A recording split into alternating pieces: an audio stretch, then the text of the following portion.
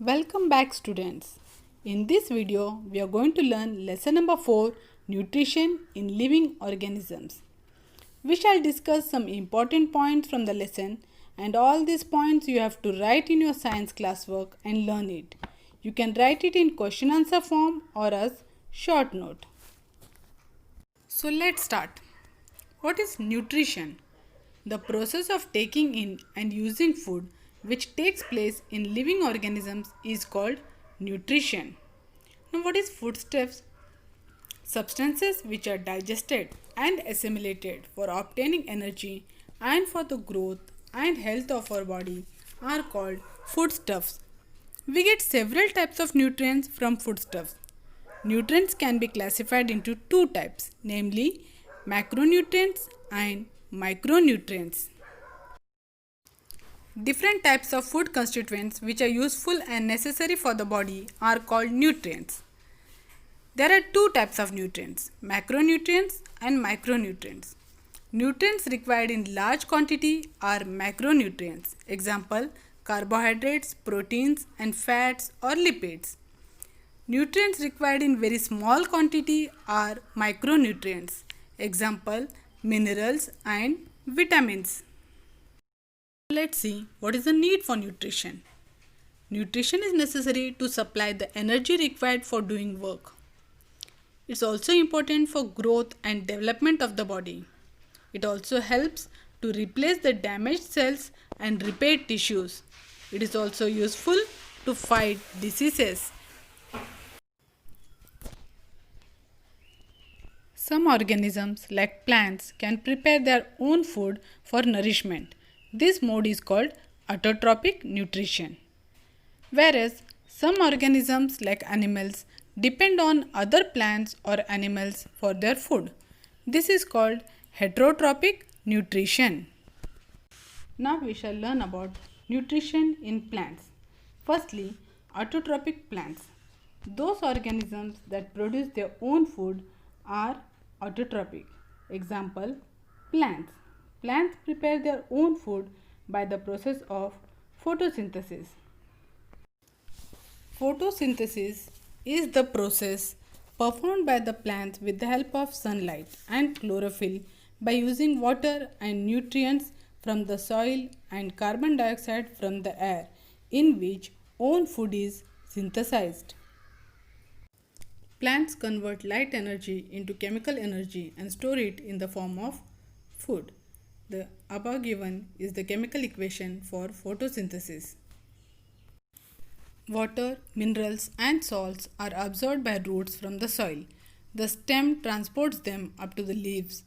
The leaves have microscopic openings called stomata through which they take in the carbon dioxide from the air. The chloroplasts present in the leaves contain chlorophyll, which absorbs sunlight, helping to convert carbon dioxide and water into food. Oxygen is given out in this process.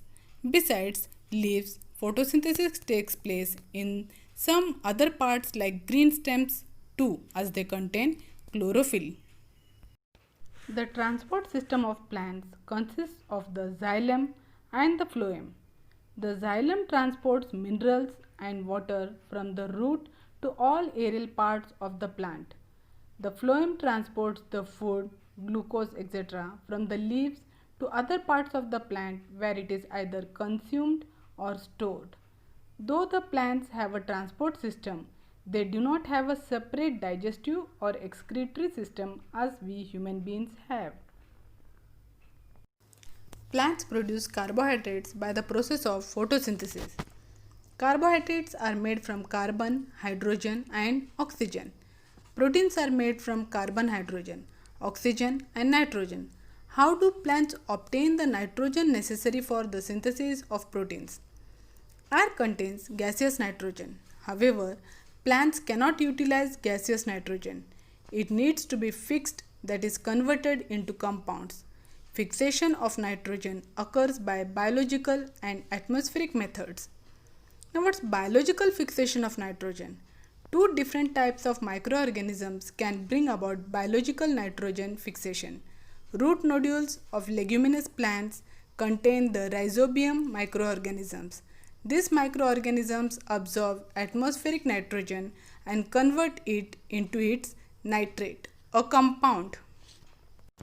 In some cases, two or more than two different types of plants live together to fulfill their needs of nutrition, protection, support, etc.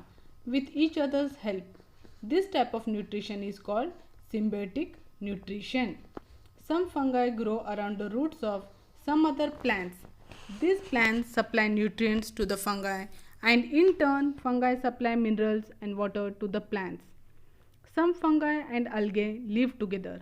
The fungi provides water, minerals as well as shelter to algae. In return, the algae provide food to the fungi. Lichen is an example of a symbiosis between algae and fungi. Now let's move towards the heterotrophic plants. Heterotrophic plants do not contain chlorophyll. Now how do the heterotrophic plants live? From where do they get food? They grow on or in other plant body for obtaining food. Have you seen a yellow wire-like leafless climber plant growing on a big tree? What is its name? See, you can observe in the picture over here. Its name is cuscuta. The plants that grow on the body of other plants to obtain food are called as parasitic plants. For example, Loranthus, cuscuta, etc. Due to the absence of chlorophyll, the cuscuta is completely dependent on the host plant. Hence, it is said to be a completely parasitic plant. Heterotrophic plants are insectivorous, saprophytic or parasitic. Now we shall learn one by one. Firstly, insectivorous plants. We have seen how some plants feed upon insects to obtain nutrients. These insectivorous plants generally grow in soil or water deficient in nitrogen compounds. The plant body of the Drosera burmani has a flower-like appearance. So you can see in the picture given over here, it grows close to the ground. Its leaves are attractively pink or red in color with hairs at the margin. Droplets of a sticky substance found at the tips of the hairs attract insects. The scientist Johannes Burman identified this plant in Sri Lanka in 1737. Hence, the plant is named after him. Venus flytrap, pitcher plant are also the examples of insectivorous plants. They are also known as carnivorous plants. Second is saprophytic plants. Saprophytic plants obtain the food from dead and decaying bodies of other organisms. Some fungi spoil the food. Some are disease causing while some have medicinal properties. Useful fungi are yeast and few mushrooms. In fermentation processes and bread making, yeast is used. Some mushrooms are used as food because they are rich source of iron and vitamins. Always remember that fungi are not plants. They are saprotrophic and hence they are placed in separate kingdom. Now let's learn about role of nutrients and effects of their deficiency on plants. Students, you can observe on the screen. A table is given over there. 3 columns are there: nutrients, functions and effects of deficiency. Means the nutrients are given, and in the next you can see in the purple color box you can see the functions of those nutrients are given, and in the pink color box you can see the effects of deficiency is given. It means if there is lack of nutrient, then what will happen, that everything is written carefully over there. You have to read it properly and also write it in your notebook carefully. Okay, and this way we have learned about the nutrition in plants, and in next video we shall learn about nutrition in animals. Thank you.